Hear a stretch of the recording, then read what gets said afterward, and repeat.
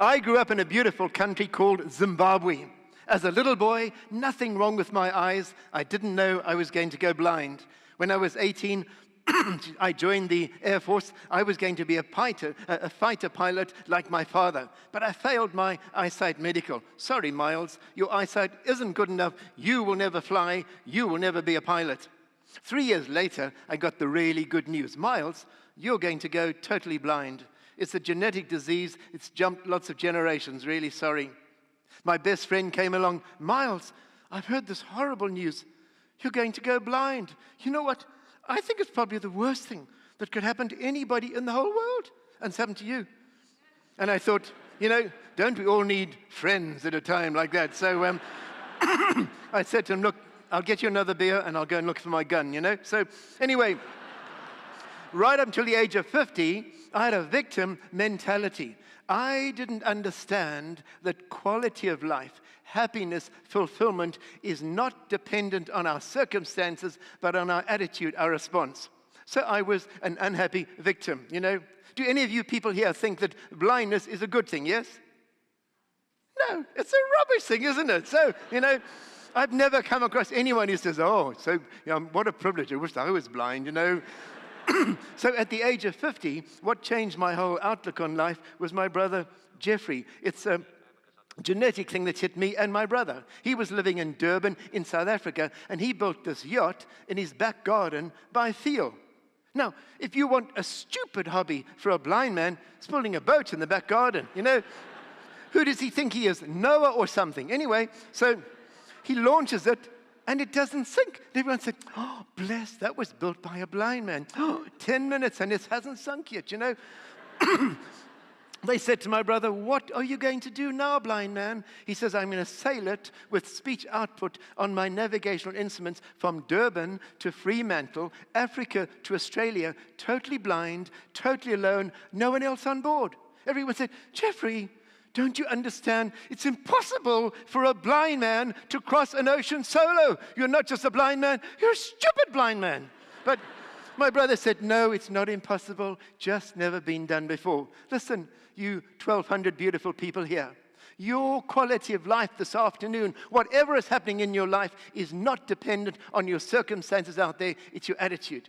You people here, many things in your life, not impossible, you just haven't done them yet. So 51 days later, he reached all the way to Australia, and he turned my life around. So now I live my life thinking about my dreams and my goals, not focusing on my blindness. So I live in the UK now. I came back to England, thought, okay, I wanted to be a pilot. I will be a pilot. If my brother can sail to Australia using his ears, I'm going to fly using my ears. So I've got speech output on all of my flight instruments on this little airplane called a microlight. It's only 4 foot longer than that, 10 foot long. It is as wide as the chair you're sitting on, and I hold the high altitude record in Britain. I've flown it at over 20,300 feet. Imagine being in that chair with a little, it is totally open at 20,000 feet. You get cramped, don't worry, put it out into space, get it back in again. Oh, it's this leg, put that one out in space. So anyway, I decided to fly from London to Sydney in Australia in this.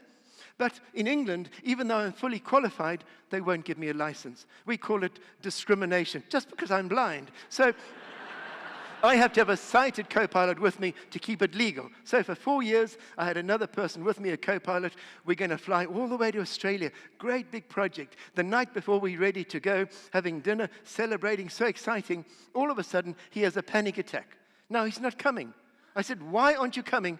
Because we're going to die. I said, why are we going to die? Because you're blind. I said, listen, you know I'm blind. You've seen me with a white stick for the last 4 years. Why didn't you have a panic attack 4 years ago? He said, I don't know. True story. So I'm on my phone, 10 o'clock at night. Who the heck can I get to come with me to fly all the way to Australia, leaving 9 o'clock the next morning? 2 people volunteered to come. Quite amazing. And the chap who came with me, Richard Meredith Hardy, an amazing chap. And we flew all the way to Australia. We didn't nearly die a few times in storms, but it was a lot of fun. And when we got to Darwin, flying over the Northern Territory, ran out of fuel, very strong headwind. So I just landed on the road amongst all these big cattle trucks and missed everything. There's a tiny pub with a petrol station, and we got some more fuel. If you land an aeroplane here in England on a road, they put you in prison. You do it in Australia, they give you a beer. You know, whoa, so fantastic. So anyway, thank you. So we got to Australia 55 days later, and this video clip I'm running now is what it was like when we arrived. Here we go. Home is 20,000 kilometres behind him, and the world's most beautiful city is unseen beneath his wings. It doesn't matter. In his heart, Miles Hilton-Barber sees everything. The first blind man to fly across 21 countries in an oversized hang glider. I can smell what's growing in the fields below the crops. He navigated with talking instruments and co-pilot Richard Meredith Hardy, who stood in at the last minute. I got this call. Would you like to fly a microlight to Australia starting tomorrow with a blind man? And, well, what can you say, really? He said yes! They froze over the mountains of Lebanon, nearly crashed into cliffs in Malaysia. Pouring with rain, the engine was bellowing, trying to cope with all the water going through it. Lightning flashes ahead of us. He risked his life to raise money for blindness programs in third world countries. Miles has also finished the world's toughest foot race, 250 kilometres across the Sahara. He's done the world's coldest marathon in Siberia, sledged 400 kilometres across the Antarctic, and he's climbed Mount Kilimanjaro. The only thing holding me back is 5 inches, and that's the distance between my ears. Attitude is what determines altitude. He hopes Australia smells like a cold beer. I want to tell you something. I'm still as blind as a bat, but now I'm a happy bat. Isn't that amazing? So the only thing that has changed is not my circumstances. I'm still blind, but my attitude has changed. Some of you people here this afternoon, the only thing holding you back, your quality of life, getting your stress levels down, your fulfillment way up, is changing an attitude that you have in your head. I've got 2 basic fears. I'm afraid of height. This is me abseiling 350 foot down Table Mountain, and I'm also claustrophobic. Here am I diving over 100 feet down on a wreck in the Red Sea. I was panicking because I was claustrophobic. My scuba instructor said, Miles, I've got a tip to help you. This thing called fear, the word for fear, F-E-A-R, it stands for false evidence appearing real. You, beautiful people, may not have the same fears or phobias, but I guarantee every single one of us here have got some false evidence appearing real holding us back. So what I've done is change the way I think in my head. Since the age of 50, my life has been transformed from being a victim to being the happiest perhaps I've ever been. There's a lovely Danish proverb that says this: life does not consist in you holding a good hand of cards, but in playing a poor hand well. I was confused. My brother and I, both blind, I had a victim mentality. He set an amazing world record. He was playing his hand of cards. I wasn't. Every one of you here, I beg you, don't sit back and think when things are better, when things change out there, when I've got a better hand of cards, I'm going to live my life. So these are some of the things I've done since I turned 50. This video clip, it starts with me taking off, flying the English Channel in a microlight. Here we go.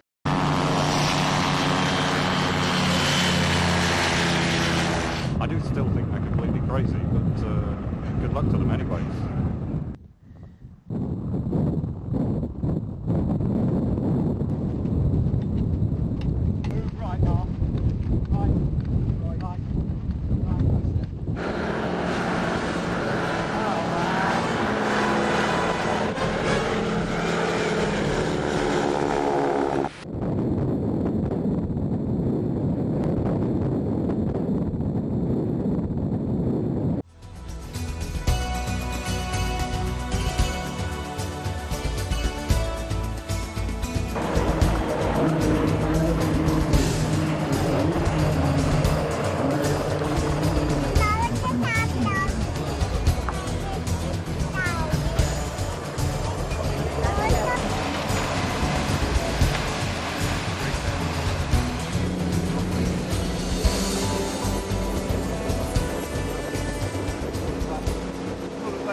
This is what we call a landing, I think.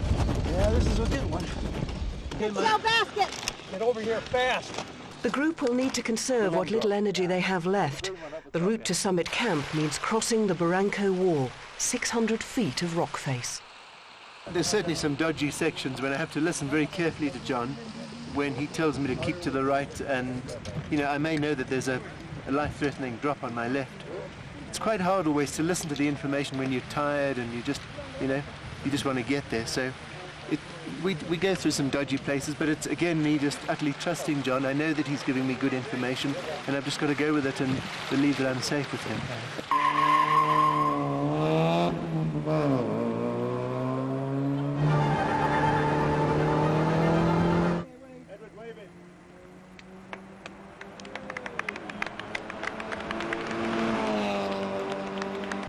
We kept the black side, the rubber side down, and it was phenomenal. We lost it on a couple of corners, but she's very, very stable, and we had to point her in the right direction a couple of times, but apart from that, we kept going the right way around, which is what it's all about.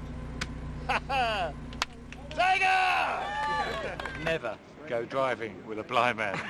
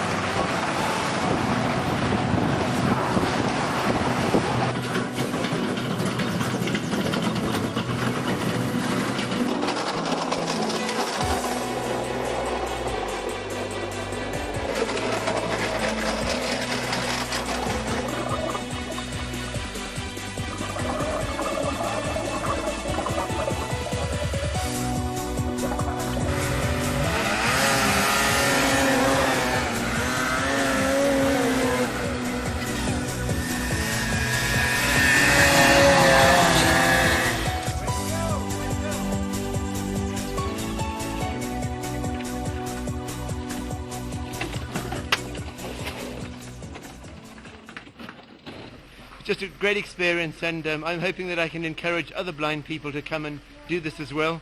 Apparently a lot of people do it with their eyes shut, so it's not such a big deal, yeah.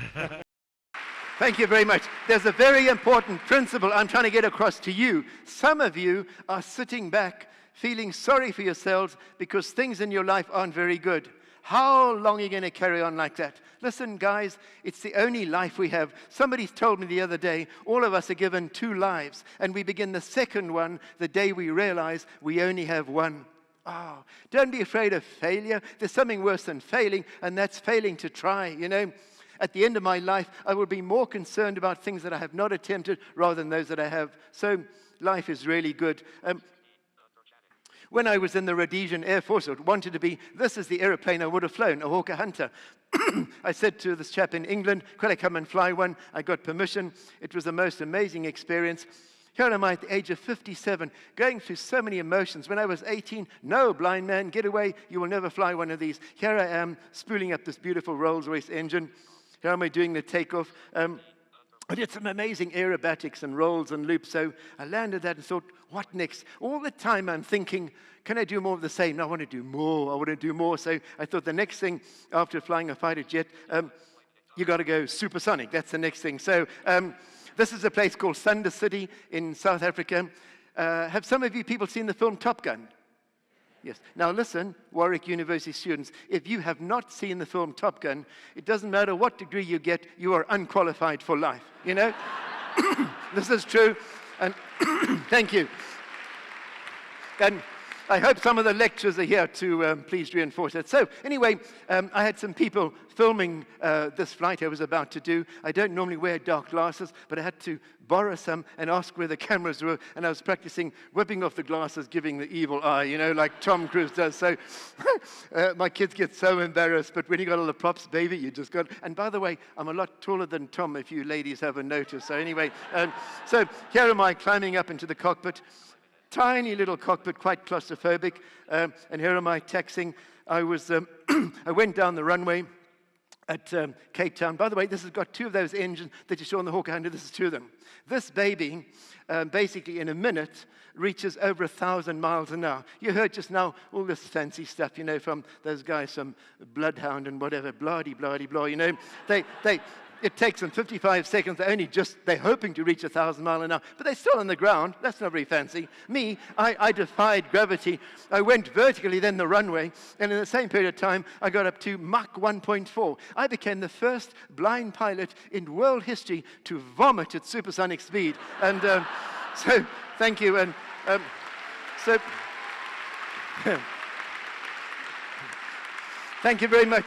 So, this next clip, obviously I won't show you me being sick, but this clip now is what it was like me doing the takeoff in the Lightning. Here we go. There are no limits in our life except those that we accept ourselves. And if a blind man can have the privilege of being at the controls of a supersonic fighter, you can do anything you want with your own life. We're really accelerating. We're just passing 300 knots now, coming up into the runway, and we're about to go straight up. Now we're going straight up. Oh man, we're now going. Way to go! Richard Noble, Bloodhound, take note how to do it. So anyway, so I just love speed of any kind. So you've got to have a lot of fun. This is me at the bottom of the Red Sea. The man in the wheelchair, one of my superheroes called Mike McKenzie. He is paralyzed from the chest down. He's got no legs. It's the only photograph in the world of a blind man pushing a paralyzed man in his wheelchair along the bottom of the Red Sea using my white stick to find the way. Woo! Thank you very much. Thank you. Thank you. So, I wonder how many of you people here think that disability increases your quality of life. Any of you people think that? You know, society, it doesn't matter where I go in the world, everyone thinks that disability is a horrible thing. It's a bad thing. I said to my mum a few years ago, I'm so pleased I wasn't born in this generation. I probably wouldn't even make it out the womb, you know. Oh, he's going to go blind, down the tube, you know. He's going to have a rubbish life. Who says that disability determines your quality of life? Here's 2 people with obvious disabilities. One blind as a bat, the other chap paralyzed, no legs, having the time of their life. Isn't that interesting? It's not what happens to you in life, it's what you do here with what happens to you there that determines your quality of life. Mike McKenzie drives his own car with hand controls. Not a little Ford Focus or something. He drives a 4.8-liter V12 Ferrari. He's got serious attitude, baby, attitude. Isn't that amazing? Yes. So here is my closing slide, which is the route I took to Australia. What am I saying to you today? I'm saying that your quality of life is way down on what it should be. Why? Because you, realizing it or not, have got a kind of a victim mentality. Mental health is a big issue. Many of us here have got mental health issues because when we get into a traffic jam, we start bleating and complaining. If you can't control it, what is the point of getting your stress levels up? If I could enable you to kick the backside of the person responsible for most of the stress in your life, you wouldn't sit down for a month. Do you hear what I'm saying? Young people, older people, life is all about taking control of our circumstances, not being a victim. When I was 18, sorry, Miles, blind man, you will never fly, you will never be a pilot. Over 40 years later, as blind as a bat, had the wonderful privilege of flying more than halfway around the world. Never let anybody tell you whether you can live your dreams or not, because the only limits in your life are the ones that you accept yourself. Thank you very much. Thank you.